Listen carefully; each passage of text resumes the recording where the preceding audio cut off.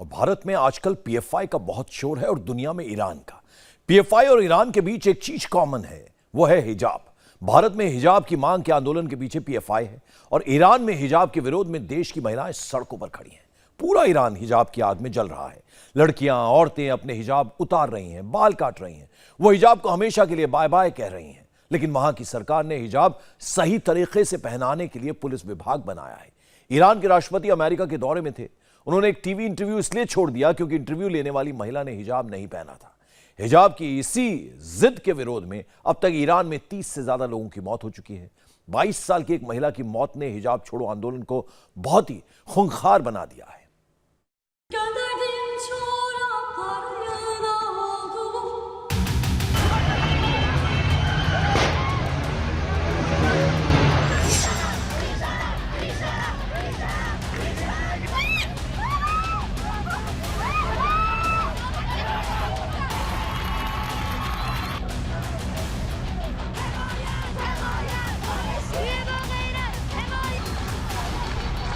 देशों में इन दिनों भीषण अशांति है।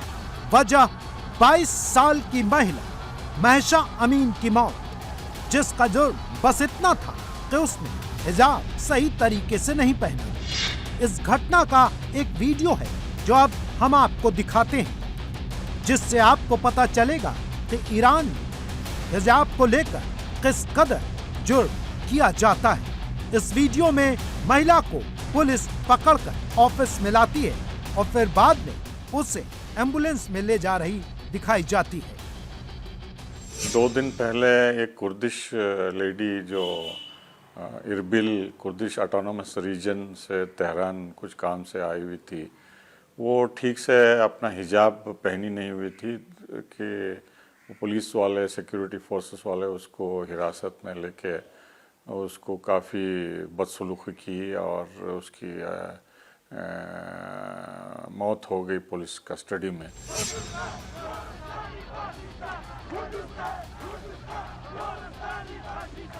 वहाँ की कोई औरत घर में या काम में जा रही थी तो उसका हिजाब हिल रहा था और थोड़ा सा इधर उधर हो गया होगा, तो वहाँ के अफसरों ने, वहाँ के मर्दों ने उसके ऊपर ऑब्जेक्शन लिया।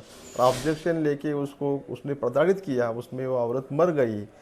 तो उसके बाद ईरान में जो महिलाएं थी, आमतौर पे जो इस्लामिक महिला थी, तो इस्लामिक महिला ने अपना आवाज़ उठाने की कोशिश की। उसी आवाज़ उठाने की कोशिश जो है वो लिबर्टी की कोशिश है। कंजर्वेटिव माइंड के खिलाफ आज़ादी चाहती है वो ईरान की महिला।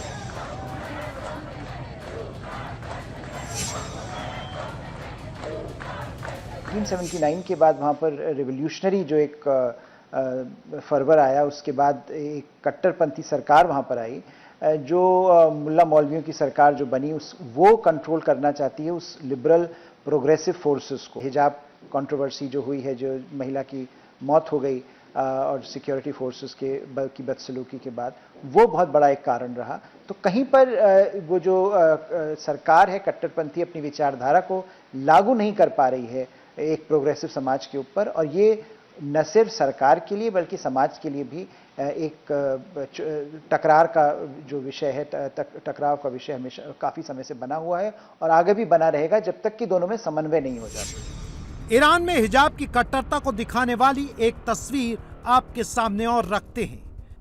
यह तस्वीर अमेरिका से आई है, एक बड़े टीवी चैनल के न्यूज रूम से। इस तस्वीर में एक कुर्सी खाली है। इस कुर्सी में ईरान के राष्ट्रपति रईसी को बैठना था। सामने अमेरिका की एंकर क्रिश्चियान अमनपोर को इंटरव्यू के सवाल पूछने के लिए बैठना था। रईसी ने अमनपोर से शर्त रख दी कि हिजाब पहनो तो इंटरव्यू दूंगा।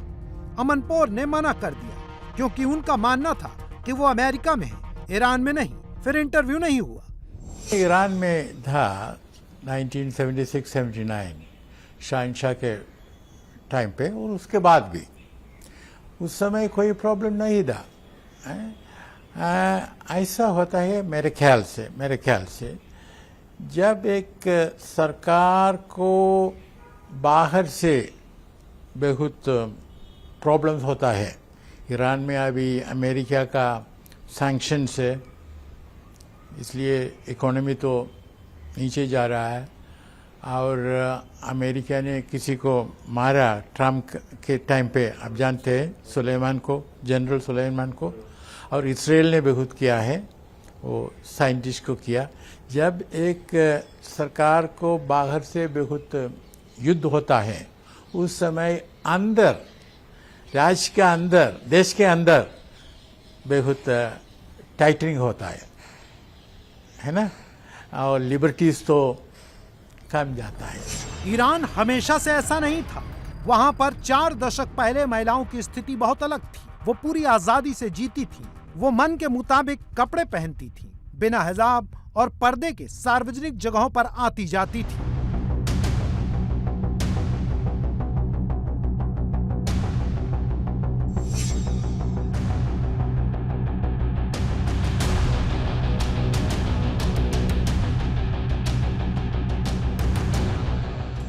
सत्तर के पहले अगर हम देखेंगे तो वहाँ की ईरान में लड़कियाँ पढ़ सकती थी, लड़कियाँ कुछ औरतें स्विमिंग पूल में नहा सकती थी। उनके भी कुछ आप वीडियो देख सकते हैं, 1970 के पहले का वीडियो आप देख सकते हैं। तो स्विमिंग के लिए भी कोई पाबंदी नहीं थी, वहाँ भी हिजाब के लिए कोई सवाल नहीं उठा था। अराउंड 1979 के पहले वहाँ की अलग तरह की गवर्नमेंट थी, डेमोक्रेटिक प्रोसेस से आई थी, डेमोक्रेसी को मानने वाली थी। उस वक्त अगर देखेंगे तो औरत के बॉडी के ऊपर इतने ऐसे कुछ रिस्ट्रिक्शंस नहीं थे। बट 1979 के बाद जब आयतुल्लाह खोमेनी का रिजिम आया, उनकी जब राजवट आई, वहाँ से वो शुरू होता है महिला के बॉडी के ऊपर डिफरेंट तरीके उसको कंजर्वेटिव करना या उसको प्रिजर्व करना, उसको ढकना पूरी तरह से। ये रिस्ट्रिक्शंस 1979 के बाद आया। बिना हिजाब के महिला को इंटरव्यू न देने वाले राष्ट्रपति रईसी भारी दबाव में हैं। उन्होंने अंदरूनी हालात संभालने के लिए कट्टर नियमों का सहारा लिया है। रईसी के ईरान का राष्ट्रपति बनने के बाद से ईरान में महिलाओं पर हिजाब की पाबंदी के नियम और कड़े हो गए हैं। पहले से चले आ रहे नियम और नए नियम मिलकर कैसी स्थिति बना रहे हैं, आइए जान लेते हैं। अब ईरान में शादी की उम्र 13 साल कर दी गई है, जो पहले 9 साल थी। सिर न ढकने पर यहाँ 74 कोड़े की सजा है। सिर न ढकने पर 60 दिन की जेल है। खास तरह का कोट महिलाएं न पहने तो 2 महीने की जेल। पति की अनुमति के बिना महिलाएं देश नहीं छोड़ सकती। फैमिली प्रोटेक्शन कानून खत्म कर दिया गया है। महिलाएं मर्द से हाथ नहीं मिला सकती। पुरुष खेल देखने के लिए महिलाएं स्टेडियम में नहीं जा सकती। बिना जज की इजाजत के महिलाएं तलाक नहीं ले सकती। 2021 में हिजाब कानून और कड़े कर दिए गए। राष्ट्रपति रईसी ने हिजाब पहनाने के 2 विभाग बनाए, सही तरीके से हिजाब पहनाने के कानून बनाए। 2018 में नसरीन सोतडेह को हिजाब न पहनने पर 38 साल की सजा दे दी गई। इस माहौल से उबकर महिलाओं ने खुलेआम हिजाब जलाने और सिर के बाल काटने का आंदोलन शुरू कर दिया, जिसकी वजह से ईरान में अब तक 30 से ज्यादा लोग जान गंवा चुके हैं, जिसमें महिलाएं भी शामिल हैं। रिवॉल्यूशनरी जो ईरान है पिछले तकरीबन 40 साल से, उसकी पूरी जो फिलॉसफी है सोशल या पॉलिटिकल, वो बिल्कुल एंटी वेस्ट है। तो उसी पैराडाइम में उनका कहना यह है कि मतलब हम सब कुछ दे रहे हैं, एजुकेशन दे रहे हैं, जॉब दे रहे हैं, फैमिली के अंदर पूरा से है, पूरी फ्रीडम है, लेकिन जहाँ तक उनका विज़ाविज़ मेल कम्युनिटी के तय मामला है, एक सेग्रीगेशन है, एक सबॉर्डिनेशन है, जो कि वेस्टर्न लिबरलिज्म के पैराडाइम से बिल्कुल फिट नहीं खाता है। तो जो हम तक चीज़ें जो पहुँचती हैं वो पहुँचती हैं वेस्टर्न मीडिया से, वेस्टर्न उससे। अगर आप दोनों को अलग अलग करेंगे तो उनका जो उन्होंने फैमिली कल्चर, जो उन्होंने अपने जो डिस्कोर्स उन्होंने तकरीबन 40 साल से वो किया है, उसमें धीरे धीरे बदल रही हैं, चीज़ें बदल रही हैं, लेकिन अभी भी बहुत कुछ चेंज होना है। तो इस तरह की वहाँ की जो चीज़ें वहाँ पे चीज़ें हो रही हैं पिछले 40 साल में, जाहिर सी बात है कि रिवोल्यूशन के बाद ईरानियन जो महिला हैं उनको बहुत हद तक पीछे ढकेल दिया गया था। लेकिन 40 साल के बाद अरसा होता है, उसमें चीज़ें बदलना ये होना। लेकिन सवाल ये कि जब चीज़ें अलग रहेंगी, आप एक आधे समाज के किसी आधे हिस्से को काट के आप ये बताएं कि हम सब कुछ दे रहे हैं, समाज को सब कुछ दे रहे हैं, तो उसमें चीज़ें बनती नहीं हैं। ईरान में आज जिस हिजाब का विरोध हो रहा है, उसकी शुरुआत कब और कैसे होती है, आज वो भी आपको बता देते हैं। ईरान में हिजाब उतारने और पहनने दोनों के लिए आंदोलन हुए। एक तरह से कहें तो हिजाब ईरान में विरोध का बड़ा प्रतीक है। 1936 में ईरान के लोकप्रिय शासक और पश्चिमी सभ्यता के समर्थक रजा शाह ने हिजाब बैन कर दिया। उन्होंने पर्दा करने को गुनाह कह दिया, पर्दा करने से रोकने वाली पुलिस बना दी। महिलाएं हिजाब पहन कर निकले तो पुलिस उन्हें परेशान करती थी, लिहाजा महिलाओं का घर से निकलना कम हो गया। 1941 में रजा शाह गद्दी से हटा दिए गए।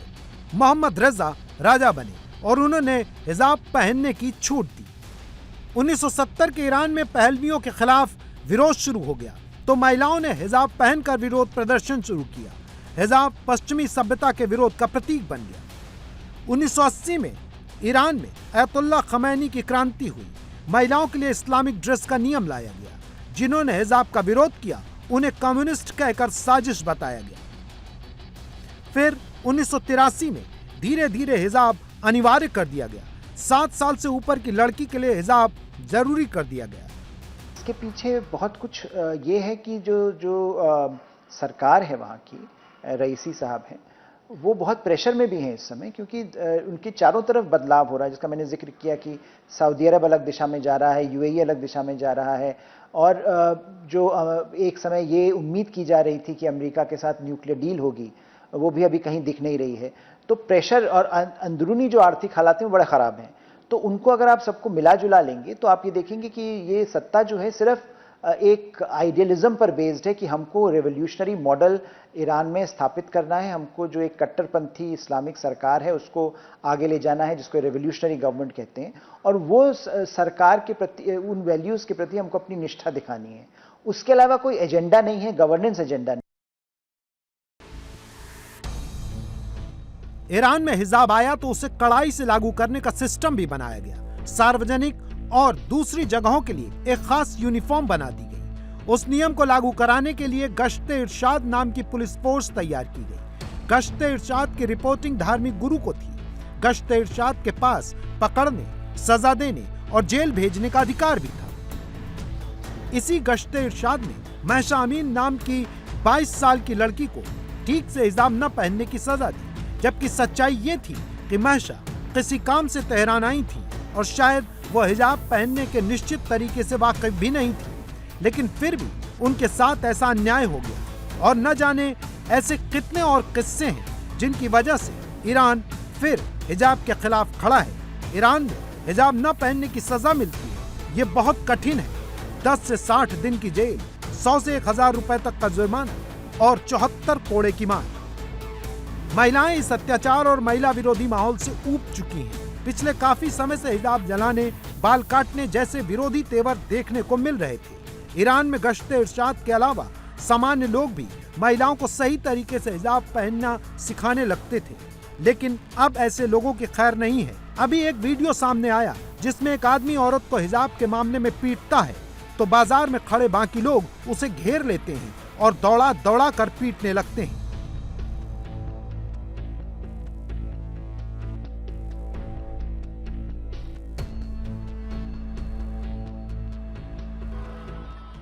विरोध की एक बड़ी वजह यह खबर भी बनी कि नए राष्ट्रपति सार्वजनिक जगह और ट्रांसपोर्ट में हिजाब रिकॉग्निशन सिस्टम लगाने जा रहे हैं, जो एक सॉफ्टवेयर वाली मशीन है। ये सार्वजनिक जगह पर सही तरीके से हिजाब न पहनने वाली महिलाओं को पहले से तय मापदंड के आधार पर फोटो खींचकर पहचान लेगा और फिर उन पर कार्रवाई होगी। इस सब ने मिलकर माहौल को सरकार के खिलाफ कर दिया और अब दूसरे राजनीतिक असंतोष मिलकर हिजाब के पीछे आ गए हैं। ईरान सुलग रहा है।